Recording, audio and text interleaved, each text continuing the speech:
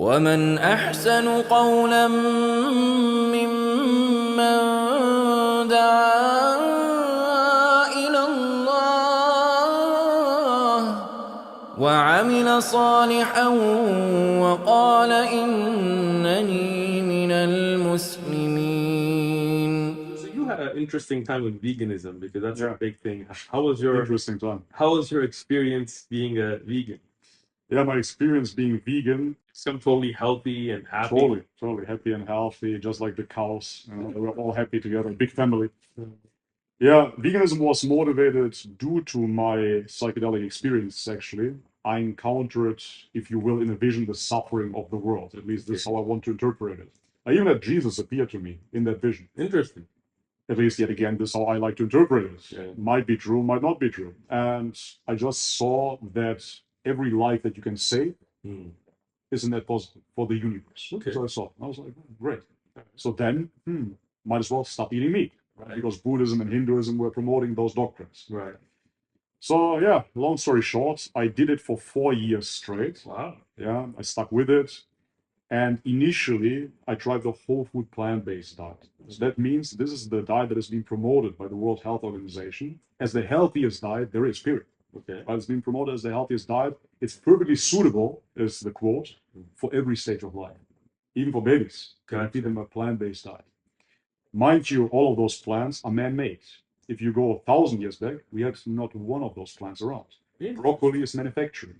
If you find broccoli in nature, you know how it looks like? No. It's a little leaf, a little green, bitter leaf. Really? You would never eat it. A good thing you're telling me is that I eat broccoli. So Yeah, never eat it. Don't. did you guys hear that? Don't eat your broccoli. Don't eat broccoli. I love this guy. so so broccoli is not from nature. No, broccoli is not from nature. Carrots are not from nature. Cabbage is not from nature. You're blowing my mind right now. Bananas are not from nature. Right? All of those fruits, mangoes, etc., are not from nature either. I like mangoes. That's not the one I like. They're beautiful. But anyways, they're not from nature. So if you look at a banana, for example, Right. you can Google that too. A wild banana. A wild banana is roughly this size, Wow. and this packed with seeds. Because think about it. Ah, Every plant in nature good point. needs to survive. Right. So how do they survive? It's Through a seed. pollination, Yeah. through seeds. So a fruit without a seed, and there's something that you can read in the Bible as well, it said that you should never ingest any fruit without seeds. It's interesting because back then, I don't think they had them without seeds. Right. Well, that's good. Anyways, part of the story is that they're almost inedible. Mm. If you would eat a banana in nature, they're green, they're small, you peel them, you eat around the seeds, and then you spit out the seeds, and this is how the banana tree grows. Probably not With much those- nutrition in there. Then. I mean, No, it's not. It's not that carby either. So one banana like that has maybe 3 to 5 grams of carbohydrates, and a average Cavendish banana has roughly 30 grams of carbohydrates, right? Because they have been bred. The way that bananas are manufactured is by cloning. It's not like the scientific cloning per se. Right. It's more about just cutting off a banana and then pollinating the stem and then implanting this. So like that, a new plant will grow Okay. without a seed. It will just replicate. It's like taking off a branch of a tree Yeah. and making that into a tree. Then- If you do that over generations, they will lose all their seeds. Side note, this is something that has been done in the marijuana industry as well, because they want the sticky icky. They don't want any seeds in their wheat. Right. Right. And this is why nowadays wheat has no seeds anymore again. So it has to be cloned. Yeah. Anyways, that being said, when you do that, you maximize the effect. With wheat, you have more THC. With bananas and other fruits, you have more carbohydrates. Those are fruits. Fruits are not that dangerous if you do that, other than that you have an excess of carbohydrates. Okay. With the green leafy vegetables, on the other hand, those things are poisonous in nature. Because Wow. in nature, everything tries to survive and protect itself. Right. So if you look at an animal, it has claws, it has Right. fangs, teeth. Plants don't have that. Thorns. They have thorns, Yeah. right? Good point. But other than that, they have something called phytonutrients, which is not a nutrient, it's a chemical. Okay. And those are defense chemicals. So before fertilizers, etc., the plants used to defend themselves. If there's an insect, for example, it dies if it eats the plant. Yeah. Then I won't eat the plant. However, as humans, we are more resilient. Mm. So therefore, we can eat a bunch of them. However, this is what led now in this modern day and age to IBS, for example, because it attacks our gut lining. Those anti-nutrients attack our gut lining and destroys our health overall. because that is a factor as well. People started modifying those plants, as I said. So breed them in a way that they contain more carbohydrates, become more sweet. Yet again, matter of fact is that you don't have those in nature whatsoever. At least 90% of your produce, when you go to a supermarket and you see those colorful aisles, they're man-made. Wow. A carrot, for example, you can Google that too. It was just a little root. Just the root. You think about it, right? The carrot, what is it? It's the pod. Yeah, it's the root. It's a root. Yeah. And then you have this little green stuff on top. Hmm. That is the actual plant. And the carrot is the root. It used to be this thin, Wow. bitter as well. And then we started crossbreeding, making them sweeter. Human. So anyways, point of the story is, to not give you a dietary lesson here, that all of those plants, or most of those plants, are man-made. And therefore the question becomes, of course, if they're not natural in the first place, and we, evolutionary as well, Yeah. survived for such a long time without them, Right. why would we then need them for perfect health? Especially if the fittest survived already. Right. And then you look back into our original diet, it would have been at least 90% meat-based. Right. And why do we have canines, right? Exactly. Canines wouldn't be needed if we weren't meant to eat meat. Not at all. Moreover, we don't have hind guts like cows. We Right. don't ferment the plant matter. No. We don't have that possibility. Quite the opposite. If we eat a bunch of fiber, we get congested, we get bloated. Interesting. So anyways, yeah, this is something that I learned the hard way because, as I said, I was vegan for 4 years straight, believing the propaganda, listening to the science. That's how they call it, you know. Science. Yeah. And the experts, of course.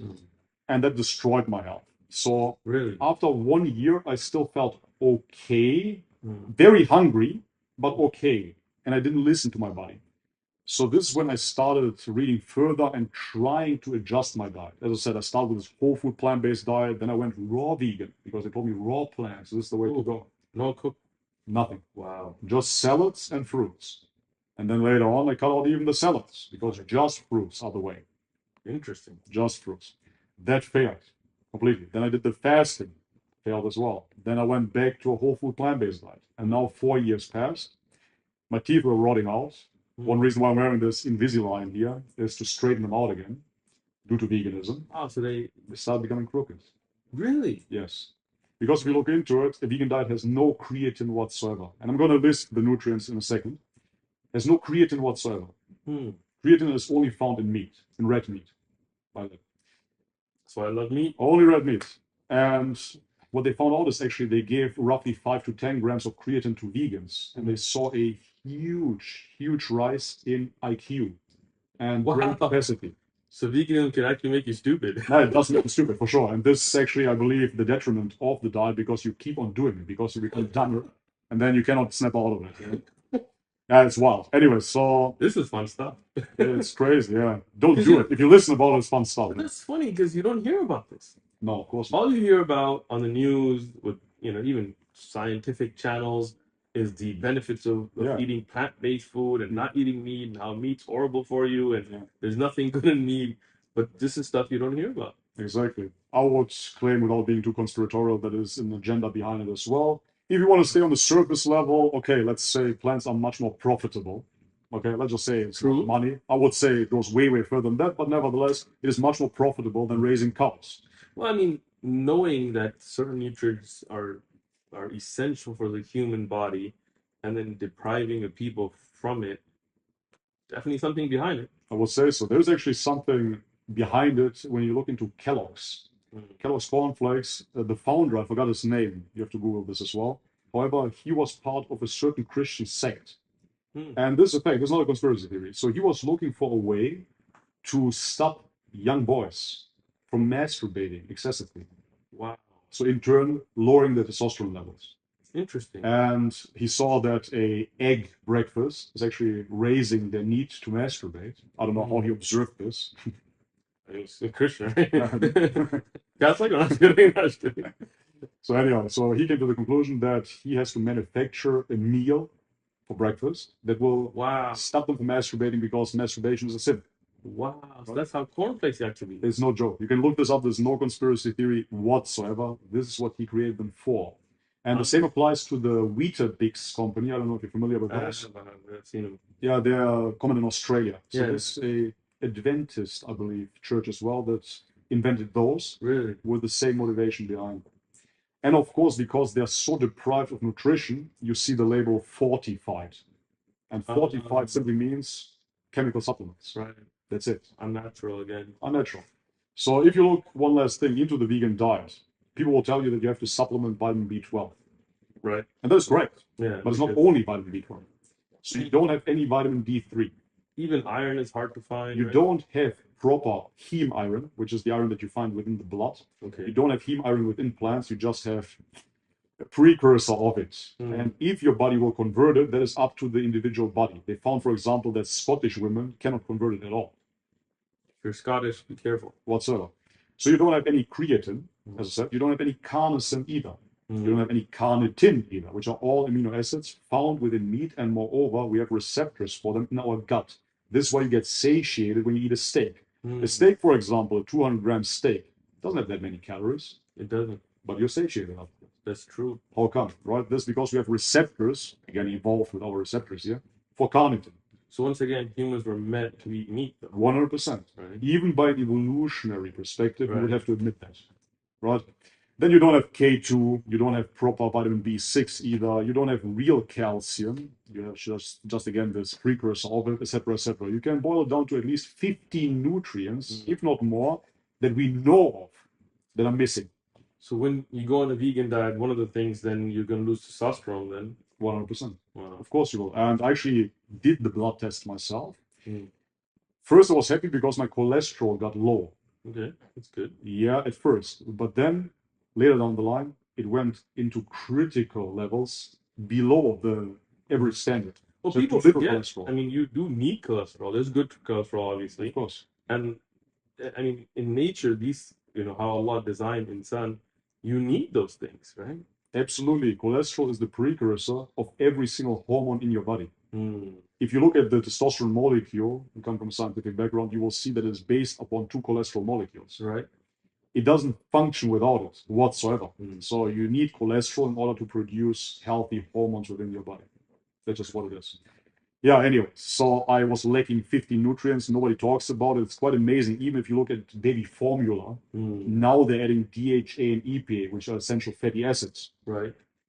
5 years ago, you didn't have that. Yeah. So now they found out science, proved it again, right? Another win. So they cannot at all understand what is in there. Right now, we partially know how much protein you have in a steak, how many calories it has, which micronutrients that we know of. Right. But maybe there's something else in there that you don't know. Right. Of course, you cannot know. It's absolutely impossible. And this is why they found out just last week, actually, that Bill Gates, I don't even know if I can name him here. Go for it. Yeah, Bill We Gates. don't mind getting canceled, don't worry. I don't want you to get canceled. Anyways, his factory of plant-based meat and impossible burgers and artificial meat is actually cancer causing. Wow. Go figure. They found out now. They did the studies again and they found it out. So there you go. If you go against nature, against your own human body, you will suffer. That's the quintessence of it.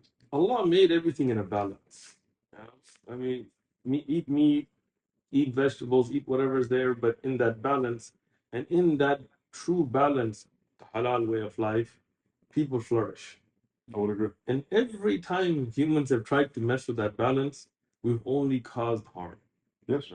Most cancer that we talk, I mean, I used to work in a company that basically was working on equipment to detect and then to try to eradicate cancer cells and things.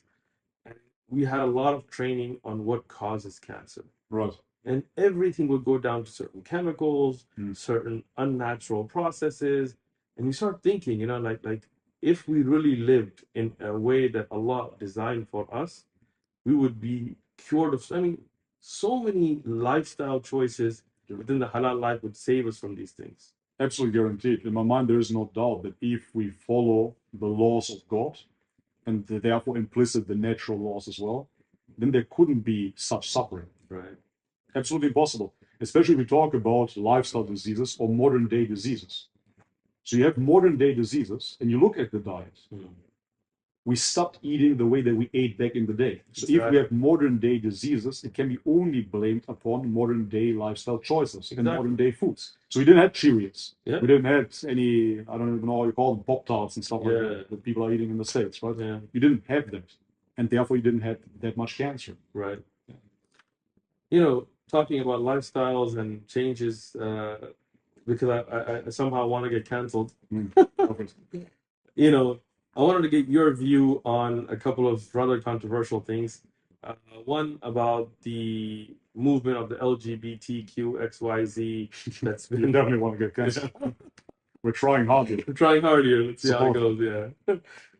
And again, as Muslims, we're not promoting any kind of hate or violence and things, but again, talking about changing the way nature kind of, and whether you want to say nature, whether you want to say, and from my own perspective, I would say how Allah ordained us to be as a man and as a woman, and how procreation works. Yeah. But even if you take religious values out of it, if you go to a strict evolutionist idea, then homosexuality would be wrong, because evolution, you would have to then further the human race, Exactly. and two men and two women cannot. So, what do you think is the effect now on society with this movement? Yeah, so I'm really going to try not to get canceled here. But first off, you're absolutely correct. When you talk about nature, the studies that have been done when they talk about gay animals, Right? they have been done in closed environments, Of course. in zoos, right? In captivity. So in such zoos, in captive scenarios, yes, they've seen abnormal behavior. First, they remove them from the natural diet Right. and the natural activity, which for a lion, for example, is hunting Right. and eating the whole animal. Right. Now they give him like a fillet steak or whatever. Right. It's not the same thing, right? The lion needs to eat the whole animal. That's Right. what it is. So he's removed from that situation, removed from hunting, removed from his purpose of life. Right. So therefore, he will involve himself in unnatural behavior. Right. That's just what it is. And therefore, the studies on gay animals, show me gay animals in nature, Well, exactly. or at least a significant amount. And again, when these studies are done, and I was speaking to some actual researchers on this issue, okay, but those animals are also prone to incest, Yes. right? Those animals are also, according to that definition, cannibalistic. They'll eat their own, right? Yep. Does that make it correct? And in nature, or even in a controlled environment, if the percentage of those quote unquote gay animals was to rise, that species could no longer survive. What diet? Humans need, according to some statistics, 2.35, which I don't know how you get a 3.5 there, but children per two people to survive. Meaning that for the human structure to keep, if you have two people, you need more than two children for humanity to sustain itself. Right? Of course. Now, sometimes we have a lot of kids, and then you have population. Sometimes you don't have enough kids and things. But if we were to go on a major scale towards a homosexual lifestyle, that means humanity would collapse. Yes. Right? And this is not about social value. This is about scientific, survival of a species. So if we look at animals, even the majority, obviously, that we see in nature is going to be male and female. That's how that species survives. If that ratio starts to flex, then you would have a species end. Yes. So, now we look at how men and women and their roles in society are being changed, where we're told things that are really hypocritical. We're being told men and women are the same. We're not the same. I mean, a man has value, a woman has value, and no doubt in Islam, Allah gives everybody their own place. The highest right anybody has on you is your mother.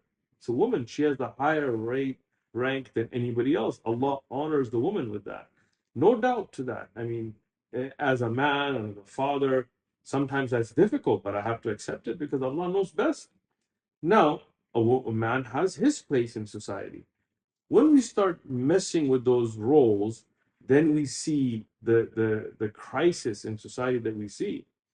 And it's unfortunate. It's unfortunate now because we can't even have this conversation without people wanting to cancel, and people wanting to shut down the conversation under the guise of freedom of speech. Exactly. Yeah, first and foremost, what I want to say is you said that we are not equal and not the same. So yeah, thank God for that. The best part about a woman for me personally is that she's not like me. That's true. Yeah, I don't want to have another Bobby with me. Right. Anyways, but moreover, what you made there is an universalist claim, because what you said is if the whole society would adapt that type of behavior, we wouldn't have a society. If the whole animal species would adapt such a way of life, then we wouldn't have that species. And this is something that goes exactly against the common narrative, because everything is subjective, remember? Right. And this is very important to remember, because this is how they make the argument. They say it doesn't hurt you. Right. So if you want to have children, just have kids, and Right. it doesn't matter what they do.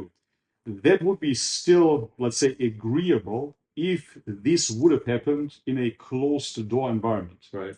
Right? If they would just not live it out. Right. The first gay rights demonstration was in San Francisco, actually. I think it was in the 60s, maybe even the 50s. The first thing that those guys came up with was to parade the streets with a 10 meter, I don't know what that is in inch. 10 meter is like 2 car lengths. Okay. Okay. Plastic penis. Wow. And they paraded with that in the streets. This was the first gay rights march. So from the get-go, if you look into this movement, it is about sexualization. Of course. And my argument is, first and foremost, so not only because I want to stay politically correct here, I don't care. However, I do not want overly sexualized societies and actions within our everyday life anyways. True. So when I go out with my child, I don't want ladies in miniskirts, and moreover, I do not want straight couples making out. Agreed. I don't want any of that outside. Yeah. Sexuality is for the bedroom, so therefore, no matter if you're straight or homo, you don't have to live it out outside. So now if we're talking about a human rights issue, tell me how you're persecuted. Tell me how you're suffering. Don't wave your plastic penis outside and tell me that this is your freedom and that before that you've been suppressed because you couldn't show your genitals. Right. So now in Germany, where I'm from, we have parades in Germany, in Berlin, and there are grown men naked. It's no joke, it's not an exaggeration. Yeah. Naked with their dicks out, parading together with children and Wow. advocating gay rights yet again. But this is not about gay rights. It is not about people that are somewhat feminine, let's say, being persecuted. No, this is about living out your kink. Right. Let's say, I'm not going to go into detail. Let's say you have a certain fetish that you're into. Yeah. Whatever it might be. That's And you're straight. I'm not going to get out now and promote and tell you, you have to accept that I'm into this. Right. Right? Please accept that I love bondage. Right. And now I'm going to parade in this leather gear. And please accept me now. Brother, nobody was going after you in the first place. Right. You do your thing. Nobody was going after you anyway. Exactly. And now it is being pushed further and further and further. And it's a slippery slope. First it was about gay rights, then became about trans rights, and now it's about children trans rights and how they have the right to mutilate their genitals. That's basically what it is. And now, one thing is, okay, somebody wants to dress up like a woman and he's a man, whatever, that's their business in America or whatever. In America. But now, them to bring it into the schools and say, okay, now your child has to go and sit and listen to a guy dressed up as a woman, and your child, now in America, some schools, they have a day where they say, hey, have your child dress up like the opposite gender. Why? Why are you pushing this on me? You know, First Meatless Mondays and all this. it's insane, exactly. And that's why we say, okay, look, if they say, okay, it's not hurting you, for example, and like you made a great point, it is, because Yes. I'm walking with my son and, you know, my daughter, 6-year-old, 5-year-olds going around and, you know, you're seeing these things. But on top of that, okay, well, what about incest? What if a brother and sister want to, you know, what, they're not hurting anybody else? Is that okay then? Yeah. What about bestiality? Somebody has a dog they really like, you know? So when you don't have a moral compass, when you don't have a divine right and wrong, then that slippery slope keeps going. Everything goes. Everything goes. Exactly right. Everything goes. And this is really what it boils down to. Now it is being pushed upon children. There was a dramatic case in Canada where a husband and a father tried to stop his wife from doing the surgery, the genital removal, on his, I believe, 6-year-old son. Wow. And she filed for divorce. The guy got a restraining order and ultimately ended up in jail. That's because insane. Because of, I don't even know how you call it. Yeah. Being a bigot? If my 6-year-old wants to get a tattoo, Yeah. you can. Right. But if he wants to, that's his right. Like, God-given right, insane. apparently. Yeah, it's absolutely Anyway. insane. Yeah, so this is that subject. I would say that we have to go to the root issue here, of course, and especially in societies such as America or Europe as well, in those areas, you do see an ideology that is based upon, as we said, atheism and liberalism And this itself is already the root cause of the demise. Because now when you're talking about LGBT or whatnot, you're talking about a symptom. I'll say it's a symptom of a sick society already. People are talking nowadays about no-fap movements, where they want to stay away from pornography, which is good, it's commendable. Good. But at the same time, the issue is, of course, that we have this pornography push onto us. Right. Right? So where does that come from, etc., etc., etc.? And it all trickles down to the same sick society. Just as the zoo example, where you have those sick animals engaging in unnatural behavior, we have the same thing in our mega cities. True. And this is where it goes further down too. Live in the pot, eat the bugs, right? Klaus Schwab, I don't know if you have seen him. No. Klaus Schwab is the leader of the World Economic Forum. Okay. He's a German. Gotcha. And kind of interesting guy. So he says with his German accent, eat the bugs, you will eat the bugs. Eat the what? The bugs. Oh, the bugs. The bugs, because they're a great protein source, don't you know? Yeah, I'm good. Yeah. No, meat is bigoted, it's bad for you, so... What about the poor bug? You're killing a bug? It's still alive. You actually kill billions of bugs, you kill more life. This is what I don't like. This is one of the things that cracks me up about some of these, humanitarians, or I don't know, humanists, whatever they want to call themselves. Transhumanist. Yeah, they're talking about the poor dolphin that got caught in the tuna web. What about the poor tuna?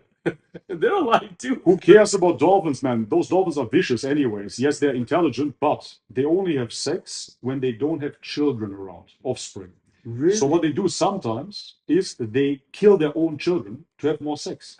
Oh, So they go after their own pleasure. that's nasty. Yeah, probably that's what they're into anyways. That's scary. Yeah, that's scary. So I've seen that dolphins, when they do kill, they also torture. Yeah. That's pretty scary. Yeah. But I mean, the point being that if you think a dolphin life is worth more than a tuna life, why? Exactly. Why is a bug life okay but not a cow? Again, for last time, bring back to veganism. In order to produce crops in general, you need to use fertilizers. When you use fertilizers, you're killing billions of insects, rodents as well, and moreover, you're deforesting that area.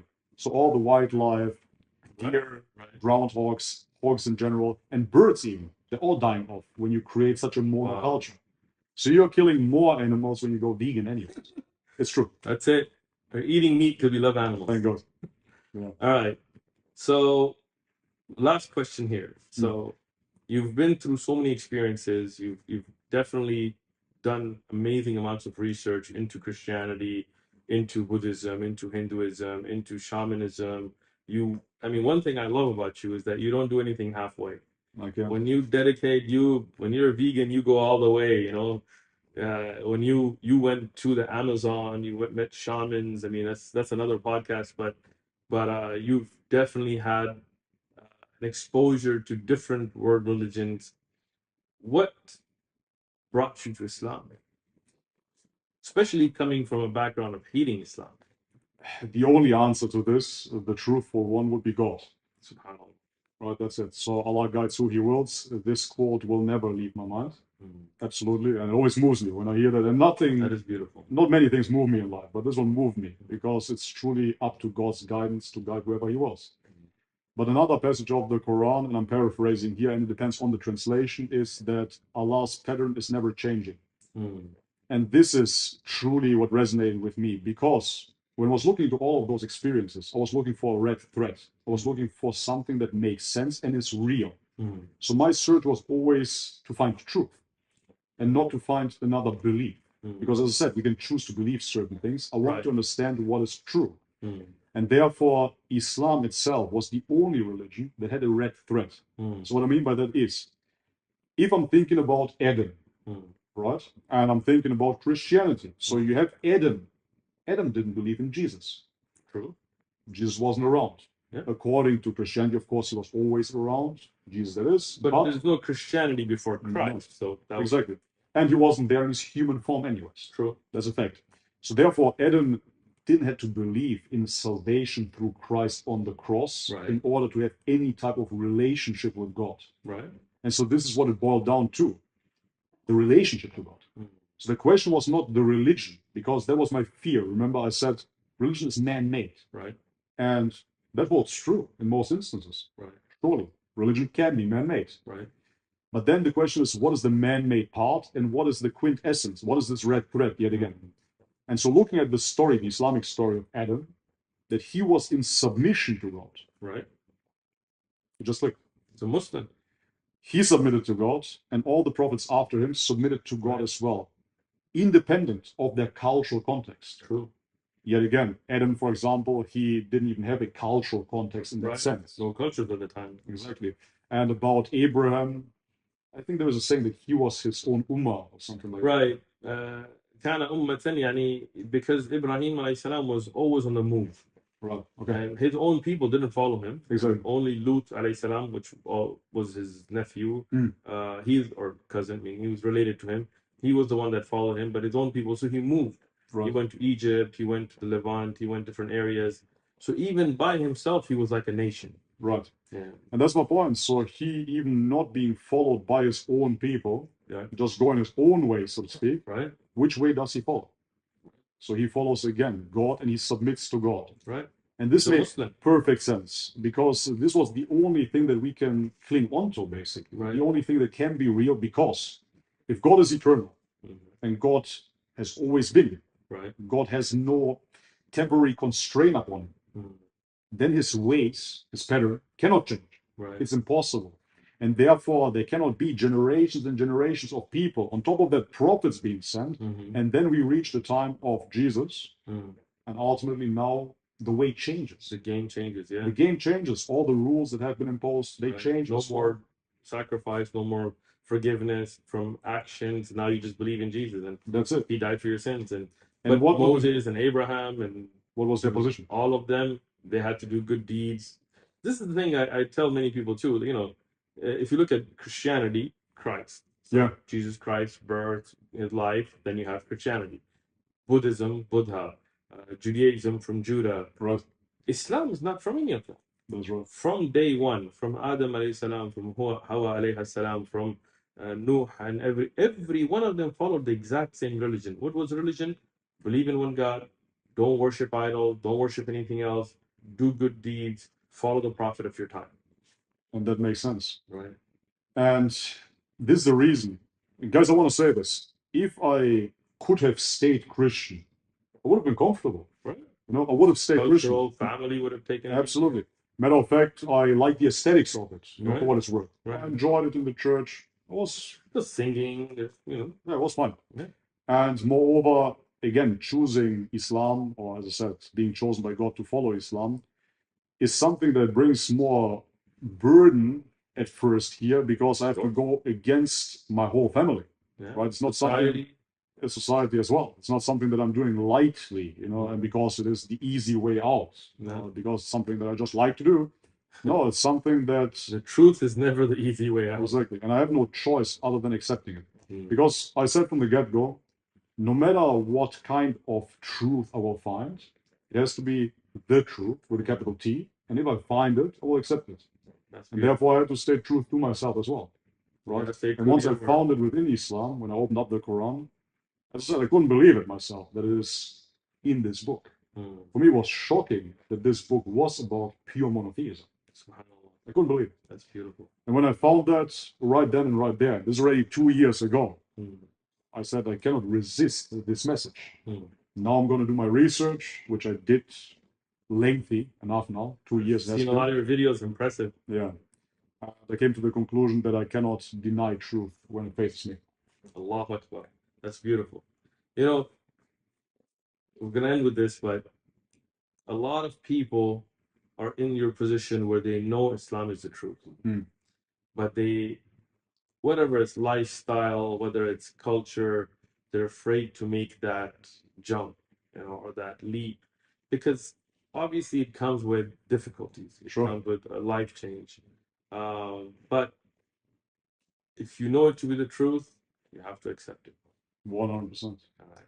Those people that are facing those difficulties, ultimately the question is not what people think about you. And I know that's corny, you heard it before. It doesn't matter what people think. But the reality is that we're talking about an issue of eternity here. So if you believe in religion at all, even in your own religion, then you will believe in an eternal afterlife. You will believe in an eternal creator. And if that is correct, then you cannot go by temporal historical standards, because, as the Sheikh here said correctly, they change all the time. Right. So who cares what those people think right now if you are compromising your afterlife. Yeah. It's worth absolutely nothing. So true. So you have to focus on eternity. So life is short. You know, myself growing up, as you know, I mean, I grew up with Christians and Catholics and atheists, and you know, one thing I realized that I had always this feeling, and I think everybody else does as well, of being more than this life. You know, human always thinks about the afterlife, where I came from, what's the purpose, because Allah instilled that in us, and then He gave us all those signs, ways to know the truth. Now the test gets to be is, are you willing to stand up for what you know to be the truth and save your eternal life? Or are you so caught up in whatever it may be, whether it's drinking or partying or social pressures or what would people think, or how can I leave my, you know, whatever girlfriend or boyfriend, whatever, that you would not be willing to accept something that you know to be the truth. Exactly. So we ask Allah to guide us and guide everybody else. And you believe there's none worthy of worship except Allah? I do. And you believe the Prophet Muhammad is Prophet, I do. the last of the Prophets? Absolutely. Let's go to the masjid, do your shahada. Let's do it, inshallah. Allahu Akbar. Bobby. This is it. This is it. Allahu Akbar. Allahu Akbar. You know, before we do the Shahada, I just want to say, every time, including right now, that I've ever done a Shahada with anybody, I've got goosebumps. You know, it's not about how many you do. It's about each individual, because life has a purpose.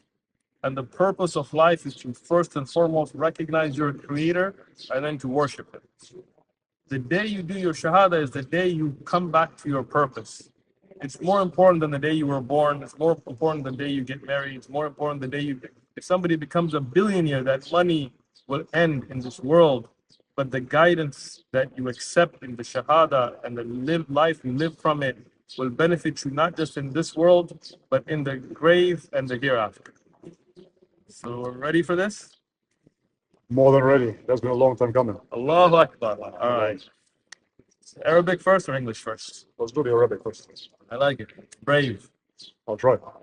Ashhadu Ashhadu an an la la ilaha ilaha illallah. illallah Wa ashhadu wa ashhadu anna anna Muhammada Muhammadan abduhu abduhu wa rasuluh. wa rasuluh. Allahu Akbar. Allahu Akbar. You're a Muslim. As witnesses in front of you, and Allah is your witness, the Malaika, I bear witness, I bear witness. there is none worthy of worship There is none worthy of worship except Allah. except Allah. And I bear witness And I bear witness that Muhammad that Muhammad is His servant is His servant and His messenger. and His messenger. Allahu Akbar. آمنت أن الآخرة لا بد يوما آتية كل الخلائق حاضرة كل السرائر بادية آمنت أن الآخرة لا بد يوما آتية كل الخلائق حاضرة كل السرائر بادية